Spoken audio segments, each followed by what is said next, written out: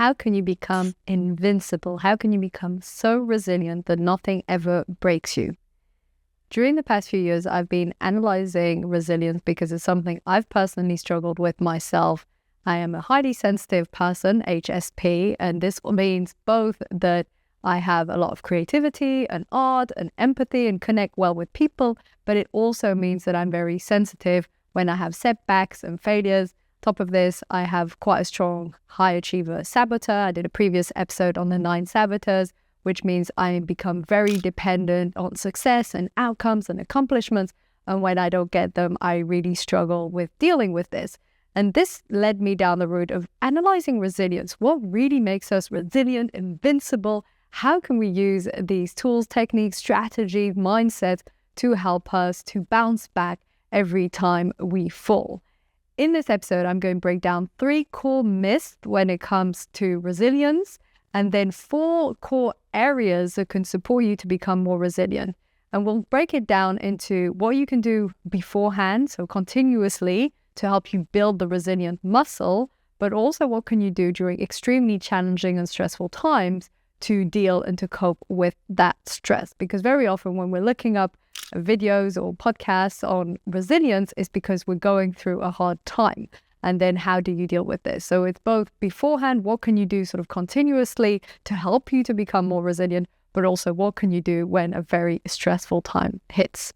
First of all, the 3 core myths. The very first one, and this is so important, is that being resilient, being invincible doesn't mean you never fall. There's this myth of you could just go through all the storms and you never fall down. That is not what resilience is. It's being able to fall down and then get back up. So it doesn't mean that nothing will affect you. You're human. The aim isn't to become a robot and to be indifferent to everything around us. The aim is, how do we manage when we actually do fall and something does hit us and we do get heavily affected, to get back up, and ideally smoothly, quite quickly, with some ease. There's a huge difference between something affecting you. Let's say it's something upsetting in business and work, not a huge deal. And there's a difference between if this affects you 10 minutes or 10 months. And it's the same when bigger things happen in our life, huge changes of circumstances. It can upset you for a month or 10 years. And so this ability of being resilient is, okay, we let it hit us. We allow ourselves to be vulnerable, but we have the inner strength to step up again. And this really is what resilience is about. So that's the very first myth. The first myth is it's not about never falling. It's about being able to pick yourself back up quickly and smoothly. The second one is resilience doesn't mean never giving up. If something is not aligned in your life, whether it's your business or career or relationship, sometimes it is good to say no, to quit, to move away from this. This doesn't mean you're weak. On the contrary, it means that you're strong enough to see what's aligned and what isn't, and you're courageous enough to take that leap. For instance, I quit my previous career as an engineer, doing maps of the seafloor on boats, and I quit that career in order to start my own business. So it doesn't mean that I wasn't resilient. It meant that I noticed what wasn't aligned and took actions towards building my own company. And this is the same in your life. If you're working on being more resilient, it doesn't mean you can never quit or never give up on anything. It means that you're in tune with yourself and you're aligned. And sometimes that means having the inner strength to persevere and to continue in spite of obstacles. And sometimes this means being in tune with yourself and allowing yourself to quit and give up. So that was the second myth. And the third myth is that resilience isn't built alone. There's this idea and concept that we need to be strong mentally so that we can deal with everything all on our own. Very often this is an image that's also portrayed in books and in films where you see this hero all alone going through, I don't know, the jungle, maybe not, but different circumstances. And it's more as in a Harry Potter world where there's also Hermione and Ron and McGonagall and Dumbledore and a bunch of other people helping you. Resilience is also built with others. So it's not just being able to deal with everything on your own and having inner strength all alone and persevering strongly on your own. It's also knowing when to ask for help, when to seek a support group, and how to surround yourself with a peer group, coaches and mentors, friends, family, partners in your life to support you also through hard times. So this is one of the fundamental mistakes when it comes to being resilient, this illusion that it's a highly individual thing, whereas we all know that the most successful, but also most fulfilled people generally have also a strong social grip. So let's look at the 4 key areas that you can work on continuously to help you to build up that resilience. So when things come that are hard or unexpected or extremely challenging, you have the mental, emotional bandwidth to cope with it. The 4 key areas are physical, mental, social, and emotional. Physically, this is the first core area. Physically, this means exercise and maybe hormetic stresses such as cold exposure, but really exercise. Now, why does exercise build resilience? Because every single time you're doing an exercise that is more challenging than usual, or you're running a longer distance or at a faster pace, there's a part of you that doesn't want to do it. There's a part of you that feels reluctant, that feels that it's hard, there's that inner resistance. And every time you push through this resistance physically, without injuring yourself or overdoing it, but every time you push through that resistance, you become stronger. This is why when we think of highly resilient, persevering, invincible type people, we have images such as David Goggins, because he's highly fit and exercises a lot and has a strong mindset also. Those images come because we naturally know that someone that's very strong physically is probably more likely to be strong mentally, because they're able to cope with their own mind and their own resistance and all that drain that we feel sometimes when we have to do something that's physically very, very difficult. And if we're able to overcome that, this is a skill that translates into our personal life, into other circumstances, and we're able to apply this and be more resilient also mentally. This is why it's so important not just to exercise for your body and your immune system and for muscles and etc., but also for your mind, because you build this strong resilience by being physically active and physically challenging yourself. So that's the first area. If you do this continuously, this will help you, and this will be fundamental pillar. If every time you can't be bothered to do a workout, you push through and you do the workout, you do build up that inner resilience and that ability to persevere. The second area is mental. And mental resilience is quite interesting, because when we think of mental resilience, we don't necessarily think of getting outside our comfort zone. And this is what I'm talking about here. I'm talking about constantly challenging yourself in the same way that you constantly challenge yourself physically to go a bit further, do a bit more, go at a faster pace, challenge yourself a bit harder. You can do the exact same thing mentally. And this is something that, unless you're in the habit of constantly challenging yourself, learning a new language or new skill, or try something new in your business, we often become more and more lazy mentally. Anytime it's something new or challenging or different, or you're a beginner, there's often this huge resistance because we're not used to trying again. Recently, I experienced this with playing the piano. I took piano lessons again. And as I was sitting on piano, playing the same bit over and over again, I feel this resistance. It's the exact same one as in sports. It's the exact same, I just can't be bothered. It's too hard. It's too difficult. Why isn't it working? I don't like this anymore. All of these thoughts come through because it's challenging and because your mind is feeling this resistance because it's difficult. And if we're not used to a certain area, for instance, I hadn't played the piano in years, or properly at least, and if we haven't experienced this in a different hobby or domain or part of your business, it's totally new. And so you're not used to this form of resilience and mental setback, so the feeling the difficulty somehow. So once more, if you train yourself to push through each time you think, I can't be bothered, or it's too much work, or I don't want to do my piano practice now, or whatever it is, or reading, or that workout, or that hard conversation, or that thing in your work, if every time you feel a bit that resistance and you still push through, you're growing that muscle of inner strength and perseverance. And though it's not exactly the same thing, this will help with resilience, because resilience is being able to bounce back. And bounce back is essentially being able to totally shift from a whole state of maybe despair or apathy or depression or high grief to courage, to presence, to feeling okay. And if you're constantly shifting from a state of, I can't be bothered, or this is hard, to, I'll do it, it's okay. Let me just take that action. Let me do that bold move. Let me be proactive. Then you're getting used to constantly shifting yourself out of can't be bothered, apathy, depression, laziness, etc., into courage and taking action. So you're building this muscle of bouncing back up, bouncing back up, bouncing back up. The third area of resilience is social. Social means connecting with your peers, having friends, different group of people that can support you in the hard times.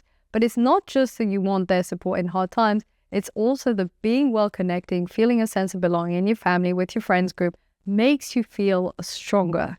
We are stronger together than we are on our own. It's so important to nurture the friendships in your life, the different people that you know, because it makes you feel more grounded, more solid, more comforted. That's why when we are going through a hard time, very often, depending on your personality, but very often we do want to share and open up with people because it does make the burden feel slightly lighter. And so this is not to be neglected. This is often something we don't talk about. When we think of physical resilience, we think of building that strength. And if we think of mental resilience and getting out of our comfort zone, but we forget we're also social beings and we need this social resilience that's built from having all of these strong relationships.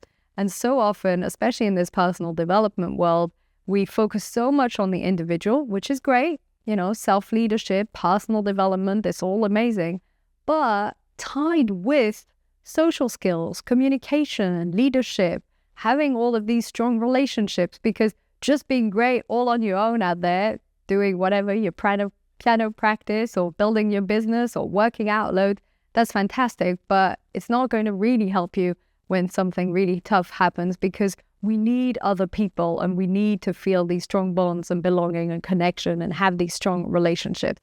Such an important part of resilience. And so often we have this total illusion of I need to be strong on my own.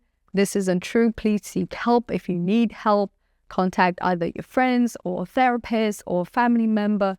Get out there and talk, express your concerns or your troubles to other people, even if it's just one person. But we need some form of connection and support here. Being resilient and invincible doesn't mean persevering all on your own. I hope I managed to make that point clearly enough. And the last area of resilience is emotional resilience. So it's slightly different to mental resilience. Mental resilience is being able to persevere in spite of obstacles on something that is mentally challenging, mentally difficult, that you're not used to doing. Emotional resilience is being able to cope with lower states of emotions and get yourself back to calm and grounded. When you don't have any emotional resilience, it feels a bit like you're a bamboo tree in the wind and there's a storm and you just move in all directions. When you have emotional resilience, it's more like you're a solid tree and there's a storm, you might move a bit, but you don't lose your roots, so to speak. So how do you build this emotional resilience? Emotional resilience comes first and foremost by accepting the different emotions that you have. So instead of suppressing them or ignoring them or escaping, you let them emerge to the surface and you're aware of them and you cope with them as they come. Very often when we have different emotions during the day, we think of them as inconvenient and we just repress them instead of processing it as it comes through. Oh, I'm feeling frustrated. Okay, let me process this. Oh, I'm feeling really upset. Okay, let me process this. And letting it through means that you will learn to have more roots and feel more grounded because you're seeing your emotions. And what happens also in this process is you realize you are not your emotions. You see them and there's a bit of a detachment. You can see the sensations in your body, for instance, and you sort of transcend them. It's hard to put it in other words. I know this sounds a bit mystical. You transcend your emotions, but they don't stay with you. You're able to let the sensation go and move through it and not cling to it so you're still upset 5 days later. This is why it's such an important pillar when it comes to resilience, because if you're able to let go of your emotions as they come and you don't cling to it or escape them or push them away, then you're able to feel more grounded, more calm, more joy, more peace, because you have been able to let them go, essentially. So those were the 4 pillars when it comes to resilience. So this physical resilience that builds strength mentally and physically. Then mental resilience by doing things outside of your comfort zone, pushing yourself when you feel you can't be bothered, you don't want to do it, you feel this laziness. Then third pillar, which is the social resilience, which is so important. As I mentioned, that it isn't a matter of just doing things out there on your own and making it work. And then the 4th pillar, which is around emotional resilience, really this ability of bouncing back up as you reach certain emotions, letting them transcend, letting your emotions go through, dealing with them, feeling okay with them, and not being totally overwhelmed by any emotion that happens. So these are all things that can be done continuously. You can continuously work out and exercise to build this physical resilience. You can continuously then nurture your brain by taking on challenging hobbies and new projects to push yourself to grow a bit more and to challenge yourself. Then you can continuously nurture your relationships to feel more socially connected and belonging. And you can deal with your emotions continuously to let them transcend, let go of them, and deal with better emotions so you feel more grounded and calm. These will all help when something stronger comes along, but there are also a few things I'd like to mention when it comes to dealing with, let's say, a crisis state. So crisis state can go anything from a huge argument with a family member to being fired, to your business going bankrupt, to severe illness, to losing someone that you're close to. All of these huge crisis states where you feel you can't manage it. It literally feels like you can't actually cope because it's so strong and it's so heavy. And in those moments, we generally ask ourselves, oh, how can I be more resilient right now? Because I'm not able to cope with this situation. I'm so upset or angry or annoyed or frustrated. I can't even think properly when I'm at work. And you feel this huge mental fog because everything feels so hard and so difficult. The first thing to keep in mind in these situations is that the more you resist the situation, the more it will continue. It's the famous what you resist persists. So if every time you think about this situation or you feel it emotionally, you think things like, why is this happening? This is so terrible. Why did this happen? How come these things are always happening? I hate this. I don't want this to be true. All of this resistance, which is totally understandable, and we all do it when we experience something that is a crisis state, but all of this will just make it worse. So the very first step is being able to go from this place of resistance to a place of acceptance. And this is challenging. This is why we do all the prep work with the physical and mental and social and emotional resilience building, so that then in those crisis states, we can shift from this place of resisting the situation to accepting the situation, because we have trained our mind to go from I resist, I don't want it, I don't like it, I'm angry at this, to it's okay. And this is what you do when you're doing that extra push-up, a micro version of it, but it's the same. And if you're doing that continuously, you're building this micro version and this micro muscle. In those moments when you're feeling like you don't want this to be happening, you hate it, you're really angry at it, just ask yourself, what would help me to accept this right now? How can I arrive at a place of acceptance? What would make me feel okay with this? The more you've trained this beforehand on smaller things, really small conflicts in the work, really small daily things that bother you, the weather, tiny little things, the more you've trained it with small things, the easier it'll be with big things. I'm not saying it'll be easy, I'll say it'll be easier, because you have trained your mind to go from resistance to acceptance. If you've never trained yourself ever to go from this place of resisting, not liking something, disagreeing, being angry at the world and circumstances, to being okay, being at peace with it, if you've never trained it, then yes, it will be a lot more challenging. It doesn't mean it's not possible, but it will be a lot harder because your mind will keep going back to the resistance. It will keep getting angry and annoyed. And so it's really a matter of constantly pivoting your mind back to, how can I be okay with this? What's one thing about this that I'm grateful for? And sometimes you have to look really hard. I'm not lying that that's not an easy one. Or what's one lesson here? But just trying to pivot somehow to a place of, this is what it is. That's it. It's a sort of acknowledging what is and stop fighting it. That really is the first place. When we're dealing with huge crisis state, the more we can get ourselves in a place of acceptance. It is what it is. This is the current situation. Breathe. Now what? We want to get ourselves to this state of acceptance. Once you're there, that's half of the work done. Once you're able to really be, I accept fully, this is the situation. Whether you've lost a job or someone in your family, or you've had terrible illness or huge conflict, or something really hard has happened and you're able to just accept it, see it for what it is, confront it and be like, this is the situation and that's okay. 50% of the work done. That's probably the hardest part. Then when you're in a place of acceptance, what you can then do which can help you to feel more okay and bounce back up is to look for next steps. But we can't look from next steps from a place of resistance and anger. Because if you're feeling really angry at the world and situations and your life and other people, and you look for next steps, you might go into revenge. You might go into bitterness. This isn't helpful. So really, the first part is about getting yourself to that place of acceptance. Then when you're there, you really manage, you'll feel differently. You'll feel a lot lighter. It won't feel as much of a burden. It won't feel as much of a problem. You might still feel pain, depending on what it is. You might still feel some pain around it, but it won't feel as strong or heavy energetically. When you look at next steps, then from this place of acceptance, sometimes there aren't any next steps, aside from just letting it be and continuing the acceptance. Typically, if you lose someone in your life, there isn't necessarily a next step.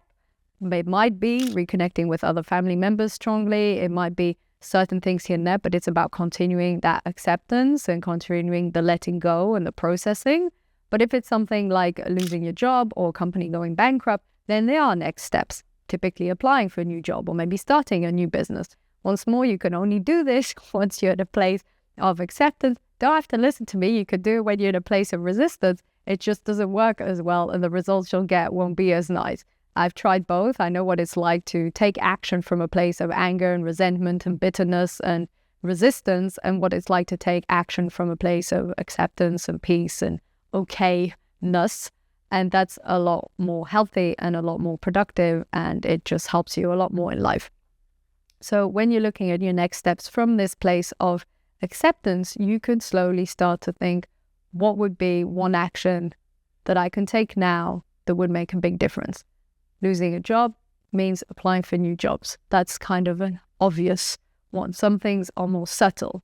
If it was a huge conflict, maybe with your partner, for instance, that would be having a challenging conversations with them, maybe, or saying that you're sorry, or depends what the circumstances are. But it's really looking at what's that next step that would help in this situation. And generally, when you're in a stage where you're taking action from a place of acceptance, you'll start to feel a lot better about it. Next thing you know, you're taking a few more steps. Let's take the example of losing a job. You're applying to a few more jobs, and then you're doing interviews, and then you're getting interviews, and then suddenly you're on the other side. And that's when you realize that it didn't win over you. The circumstance did not beat you down. You were able to rise from the circumstance, rise like a phoenix from the ashes and get through to the other side. This is what I mean when I say invincible. It didn't win over you. You were able to go from a place of feeling beaten up and down, depressed, to peace, to then transform and joy. Some things are easier than others. This is all subjective, and also that's not the point. The point here isn't to demonstrate that some circumstances are way more challenging than others. The point is more to demonstrate that this is the same principle that needs to be applied in all circumstances. Once more, going from this place of resistance to acceptance is extremely challenging, and it can be done, and it can actually be done in pretty much all circumstances. And I'm not saying this from personal experience because I haven't experienced all circumstances, but I based it on a lot of different works. Typically, the sort of work that always comes up is Viktor Frankl, and he was in the concentration camps, and he managed to come to a place of acceptance. I'm not saying he was on a summer camp and loving every minute. That's not what I'm saying at all. But I'm saying that if he was able to go from a place of obviously high resistance and probably anger, bitterness, grief to acceptance, then it's arguably that it's possible for most things in life. And there's a lot of other examples like Mandela in prison and many, many other things. We don't need to go down the horrific history of humanity to look at all the horrible things that people have lived through and still manage to get to acceptance. The reason it's important to highlight this now is because sometimes when we're going through something extremely challenging, it can feel like it's impossible to get through it. This is what it can feel like when you're going through something extremely hard. you can feel like you won't get through to the other side. And I'm just using some of these examples like Viktor Frankl, like Mandela, to show that it can be done. And it may take a bit of time, and it is very hard, and it's normal that it's hard. But the fact that it's hard doesn't mean that it's not possible. It's not because something is extremely difficult emotionally or physically or mentally that it cannot be done. It's something we need to keep in mind. We are all, every single person on earth is very resourceful and very strong.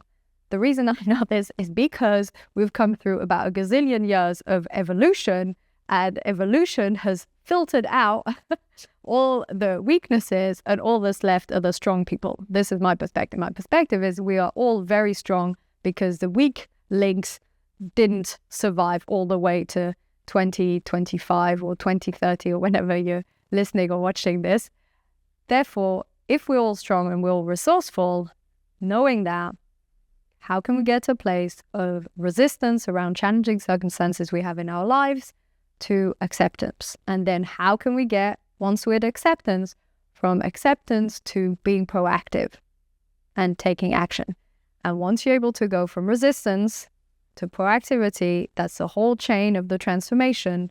And then you see the outcome and you realize, I actually got through this. Often we don't realize it as we're going through it because you're processing, you're trying to come to terms with different things, you're breaking it down, you're coping with maybe emotional blockage, maybe you need some more support in a group, maybe physical challenges, and we don't often see that we're going through to the other side. And then when you're taking your steps, you're processing it, you're trying to get to a place of acceptance, you're getting support from other people, you're shifting and reframing. This is a really important one, reframing your perspective on different things, trying to see the light, what you're grateful for in this journey, even though it's challenging, trying to see something that you can cling to help you to shift your perspective.